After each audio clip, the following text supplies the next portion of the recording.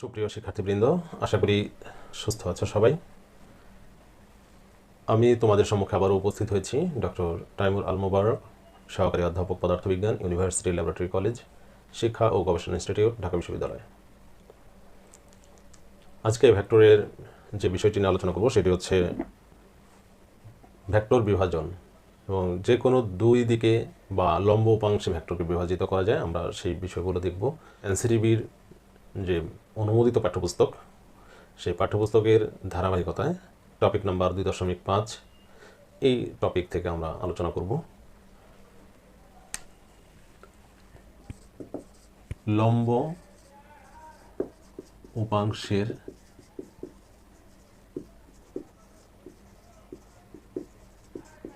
বিয়োজন। তো ভেক্টর রাশির যোজন সম্পর্কে আমরা জেনেছি। ভেক্টরের যে লব্ধি, যে প্রক্রিয়া পাওয়া যায়, সেটা হচ্ছে যোজন। আর কোনো ভেক্টরকে যদি আমরা লব্ধি ভেক্টর বিবেচনা করি, তাহলে সেই ভেক্টরকে বিভিন্ন উপাংশে বিভাজিত করার যে প্রক্রিয়া, সেটা হচ্ছে ভেক্টর বিয়োজন। তো আমরা এই ভেক্টর রাশির বিয়োজনকে লম্ব উপাংশ ছাড়াও যে বিভাজিত করা যায়, আমরা সেটা দেখব। তারপরে লম্ব উপাংশে বিভাজিতকরণের প্রক্রিয়াটায় আসব। তো আমরা দেখি লব্ধি ভেক্টরের বা যে কোনো ভেক্টরের যে কোনো বিভাজন, আমরা সেটাকে দেখি। একটি ভেক্টর রাশিকে দুই বা ততোধিক ভেক্টর রাশিতে বিভক্ত করার যে প্রক্রিয়া, সেটি হচ্ছে ভেক্টর বিভাজন বা ভেক্টর বিভক্তিকরণ বা ভেক্টর পৃথকীকরণ। তো বিভাজিত যে ভেক্টরগুলি, সেগুলিকে বলা হয় ওই ভেক্টরের উপাংশ, আর যে ভেক্টরটিকে বিভাজিত করা হলো সেটিকে বলা হয় এই উপাংশগুলির লব্ধি ভেক্টর। অর্থাৎ আমরা ভেক্টর বিভাজনের মাধ্যমে দুই বা ততোধিক নতুন ভেক্টর পেতে পারি। আমরা যে ভেক্টরটিকে বিভাজিত করব সেটিকে লব্ধি ভেক্টর বিবেচনা করি। আর আমরা অলরেডি জেনেছি যে লব্ধি ভেক্টর নির্ণয় করার সহজ উপায় হচ্ছে যে সামান্তরিকের কর্ণ বিবেচনা করা।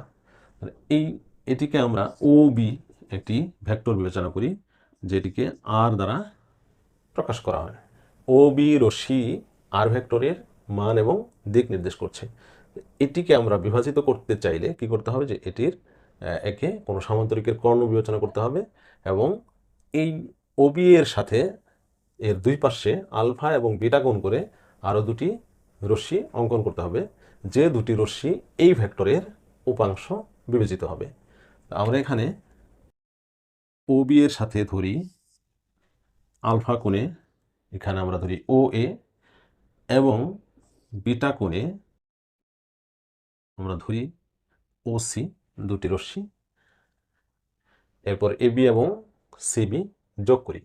তাহলে ও এ বিসি একটি সামান্তরিক হলো। এই ও এ বিসি সামান্তরিকের কর্ণ ওবি আর ভেক্টরের মান এবং দিক নির্দেশ করছে, আর ওসি ও এ এবং ওসি এই দুটি রশ্মি ওবি ভেক্টরের তথা আর ভেক্টরের দুটি উপাংশ নির্দেশ করছে। এখন এই উপাংশ দুটিকে আমরা ভিন্ন দুটি ভেক্টর দ্বারা নির্দেশ করি। ও এ সমান ধরি এক্স এবং ওসি সমান ধরি ওয়াই।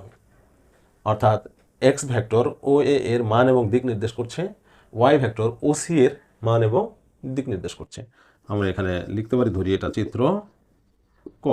এখানে এই যে দুটি উপাংশ, লব্ধি ভেক্টরের যে দুটি উপাংশ আমরা পাচ্ছি, সেই দুটি উপাংশ কিন্তু যে কোনো কোণে, অর্থাৎ আলফা এর মান, বিটার মান যে কোনো মান হতে পারে। আলফা এর মান 30 ডিগ্রি, 45 ডিগ্রি, 40 ডিগ্রি, যে কোনো মান হতে পারে। বিটার মান 25, 30, 35 বা আদার্স যে কোনো মান হতে পারে। যে কোনো দিকে আমরা দুটি উপাংশে বিভাজিতকরণ করছি।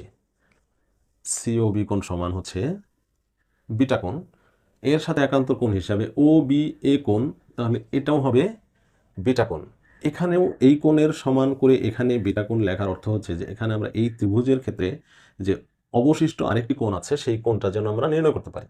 তাহলে এটি যদি হয় আলফা, এটি যদি হয় বিটা, তাহলে এই কোণটির মান কত হবে? আমরা জানি কোনো ত্রিভুজের তিন কোণের সমষ্টি হচ্ছে দুই সমকোণের সমান, 90 + 90 = 180 ডিগ্রি। তাহলে এই তিন কোণের সমষ্টি যদি 180 ডিগ্রি হয়, একটি কোণ আলফা আর একটি কোণ আছে বিটা, তাহলে এই কোণটির মান হবে 180 মাইনাস আলফা প্লাস বিটা। অর্থাৎ তিন কোণের সমষ্টি থেকে আমরা যদি এই দুই কোণের মানকে এই দুই কোণের সমষ্টিকে যদি বিয়োগ করি তাহলে বাকি যা থাকবে সেটি হচ্ছে এই কোণের মান, অর্থাৎ ও এ বি কোণের মান। তাহলে আমরা লিখতে পারি যে বিভাজিত উপাংশদ্বয় এখানে ও বি এর ও বি ভেক্টর সমান আর ভেক্টর এর বিভাজিত উপাংশ দ্বয় যথাক্রমে ও এ ভেক্টর সমান এক্স ভেক্টর এবং ও সি ভেক্টর সমান ওয়াই ভেক্টর। এছাড়াও লেখা যায় সি ও বি কোণ সমান ও বি এ কোণ সমান বিটা কোণ, বি ও এ কোণ সমান আলফা কোণ এবং ও এ বি কোণ সমান 180 মাইনাস আলফা প্লাস বিটা। আমরা তিন কোণের মান পেলাম, দুটি বাহুর মানও পেলাম, দুটি বাহুর যে ভেক্টর সেই ভেক্টরের মান এবং দিক পেলাম। আমরা যদি শুধু মান লিখি তাহলে ও এ এর মান হচ্ছে এক্স আর ও সি এর মান হচ্ছে ওয়াই। কোনো ত্রিভুজের যে কোনো বাহু বা বাহুর মান তার বিপরীত কোণের সাইনের সমানুপাতিক। তাহলে আমরা লিখতে পারি সাইনের সূত্রানুসারে ত্রিভুজ ও এ বি এর ক্ষেত্রে লেখা যায় O A divided by sine O এর বিপরীত কোণ হচ্ছে বিটা, তাহলে সাইন বিটা সমান A B divided by A B এর বিপরীত হচ্ছে আলফা, তাহলে সাইন আলফা সমান ও বি এর বিপরীত 180, তাহলে sine third bracket 180 minus alpha plus beta. তো এখান থেকে আমরা লিখতে পারি ও এ এর মান হচ্ছে এক্স, ও এ এর শুধু মান যদি লিখি তাহলে হচ্ছে এক্স, তাহলে আমরা লিখতে পারি বা এক্স বাই সাইন বিটা সমান এ বি এর শুধু মান যদি আমরা লিখি, যেহেতু এ বি এর বিপরীত বাহু হচ্ছে ওসি এবং সামান্তরিকের বিপরীত বাহু দ্বয় সমান ও সমান্তরাল, তাহলে ওসি এবং এ বি মানে ও দিকে সমান হবে, অর্থাৎ এটি ওয়াই ভেক্টর লেখা যায় এবং এটিকে আমরা একই ক্রমে দেখাতে পারি। অতএব এ বি এর মান হবে Y divided by sine alpha সমান ও বি, তাহলে ও বি এর মান হচ্ছে R divided by sine third bracket 180 plus beta বা এক্স বাই সাইন বিটা সমান ওয়াই বাই সাইন আলফা সমান R by sine alpha plus beta, কারণ আমরা জানি sine 180 degree equal to 0। Sine 180 degree মান 0 লিখলে 0 minus sine alpha plus beta হয়, কিন্তু কোণের মান কখনো মাইনাস হয় না। এই ক্ষেত্রে আমরা যদি এক্স এবং ওয়াই এর মান বের করি তাহলে লেখা যায় এক্স সমান হবে, যেহেতু X by sine beta equal to R by sine alpha plus beta, আবার ওয়াই বাই সাইন আলফা সমান R by sine alpha plus beta, তাহলে আমরা শুধু এক্স বাই সাইন বিটা সমান যে R by sine alpha plus beta, এখান থেকে X equal to এই সাইন বিটা এখানে আড়াআড়ি গুণ হয়ে উপরে আর সাইন বিটা হয়, নিচে সাইন আলফা প্লাস বিটা লেখা যায়।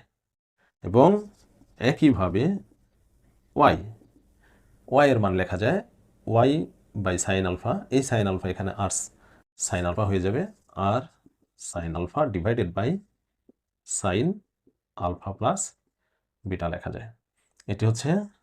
এটিকে আমরা যদি বলি সমীকরণ দুটি সমীকরণ মিলে আমরা যদি লিখি তাহলে 1 নং থেকে বলা যায় যে কোনো দুটি উপাংশে যদি আমরা যে কোনো দুই দিকে, কোনো কোণে নির্দিষ্ট করে কোনো কোণের মান নাই, এরকম যে কোনো দুই দিকে এই লব্ধি ভেক্টর বা কোনো ভেক্টরকে যদি আমরা দুটি উপাংশে বিভাজিত করি যে কোনো দিকে, তাহলে সেই ক্ষেত্রে এক্স অক্ষের দিকে যে উপাংশ সেই উপাংশের মান হবে r sine beta by sine alpha plus beta. That means আমরা আলফা এর মান এবং বিটা এর মান যদি পাই তাহলে সেই মান বসিয়ে আমরা এখান থেকে এক্স এর মান পাবো, আবার ওয়াই এর মান হবে r sine alpha divided by sine alpha plus beta. এখানেও তাই, যে আমরা আলফা এবং বিটা এর মান যা পাবো সেই মানগুলি এখানে বসিয়ে সেখান থেকে আমরা ওয়াই এর মান বের করতে পারবো। এটি হচ্ছে এই দুটি এক্স এবং ওয়াই, এরা হচ্ছে কোনো ভেক্টরকে যে কোনো দুই দিকে যদি আমরা বিভাজিত করি তাহলে তার মানের রাশিমালা। এরপর আমরা দেখব লম্ব উপাংশে বিভাজিতকরণের ক্ষেত্রে এই রাশিমালাগুলির আকার কি দাঁড়ায়। লম্ব বা বিভাজিতকরণ,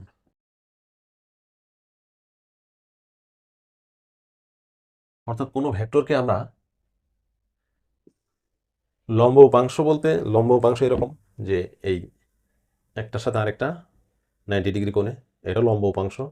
আবার এটাকে এইভাবে বলা যায় যে আনুভূমিক এবং উল্লম্ব উপাংশে বিভাজিতকরণ। এই ক্ষেত্রে আমরা চিত্র পরিবর্তন করে এইভাবে আঁকতে পারি যে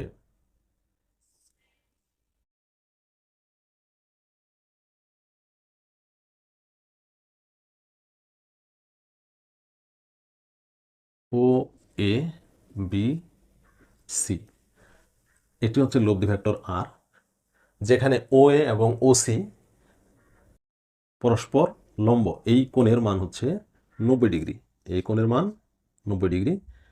এটিকে আমরা, এটিকে আলফা এবং এটিকে বিটা দ্বারা প্রকাশ করতে পারি, তাহলে এটিও হবে বিটা। এখানে আর 180 মাইনাস আলফা প্লাস বিটা লেখার দরকার নেই, কারণ আমরা এই কোণ, যেহেতু এটি একটি সমকোণী, হ্যাঁ, অর্থাৎ এটি একটি আয়তক্ষেত্র হয়ে গেছে, তো এখানে এটা যেহেতু 90 ডিগ্রি, তাহলে এই কোণের মানও হবে 90 ডিগ্রি। অর্থাৎ এই দুই কোণের মান হবে তখন আলফা এবং বিটা এর মান হবে 90 degree. Alpha plus beta equal to 90 degree হবে। তো এখানে যদি আমরা এটাকে এক্স দ্বারা প্রকাশ করি এবং এটাকে ওয়াই দ্বারা প্রকাশ করি, এই ক্ষেত্রে এটি চিত্র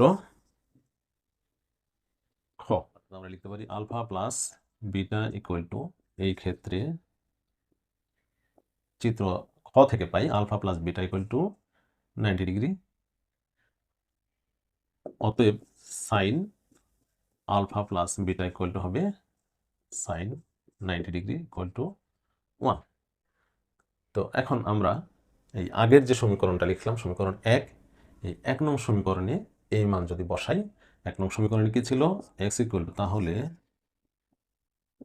x equal to r sine beta, sine alpha plus beta সমান হচ্ছে এই সাইন আলফা প্লাস বিটার মান যেহেতু 1, আমরা এই মানটা এখানে বসিয়ে এখান থেকে লিখতে পারি আর সাইন বিটা, এবং y equal to r sine alpha divided by sine alpha plus beta সমান লেখা যায় আর সাইন আলফা। তাহলে এক্স এর মান পাওয়া গেল আর সাইন বিটা, ওয়াই এর মান পাওয়া গেল আর সাইন আলফা, অর্থাৎ x equal to r sine beta, y equal to r sine alpha. এটিকে আমরা সমীকরণ 2 দ্বারা প্রকাশ করি। যেহেতু alpha plus beta equal to 90 degree, সেহেতু আমরা লিখতে পারি বা beta equal to 90 minus alpha লেখা যায়, অর্থাৎ বিটা, এই আলফা এখানে মাইনাস হয়ে গেল, beta equal to 90 minus alpha লেখা যায়।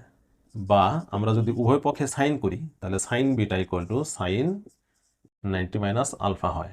তাহলে সাইন বিটা ইকুয়াল টু আমরা লিখতে পারি কজ আলফা, কারণ cos alpha equal to sine 90 degree minus alpha, কত আমরা সাইন বিটা সমান কজ আলফা লিখতে পারি। তাহলে এখানে যে সাইন বিটা আছে সেখানে আমরা এই মানটি বসিয়ে দিতে পারি, অর্থাৎ x equal to r cos alpha এবং y equal to r sine alpha. 2 নংয়ের আকার তখন এরকমভাবে আমরা পাই, 2 নংকে আমরা তখন এইভাবে লিখতে পারি যে এক্স অক্ষের মান হচ্ছে আর কজ আলফা এবং ওয়াই অক্ষের মান হচ্ছে আর সাইন আলফা। এটা হচ্ছে সমীকরণ 3। এই 3 নং সমীকরণ হচ্ছে লব্ধি ভেক্টরের লম্ব উপাংশে বিভাজিতকরণের মান, অর্থাৎ এক্স অক্ষের মান আর কজ আলফা এবং ওয়াই অক্ষের মান হচ্ছে আর সাইন আলফা। অর্থাৎ যে ভেক্টরের উপাংশদ্বয় আনুভূমিক এবং উল্লম্ব অক্ষ বরাবর নির্দেশ করে, সেই সকল ভেক্টরের ক্ষেত্রে আনুভূমিক উপাংশে আমরা ওই ভেক্টরের মানের সাথে কোণের কজ মান, এবং উল্লম্ব উপাংশের জন্য ওই ভেক্টরের মানের সাথে কোণের সাইন মান গুণ করে দিতে পারি। অর্থাৎ আনুভূমিকের মান হবে কস থিটা এর গুণফল আর উল্লম্বের মান হবে সাইন থিটা এর গুণফল।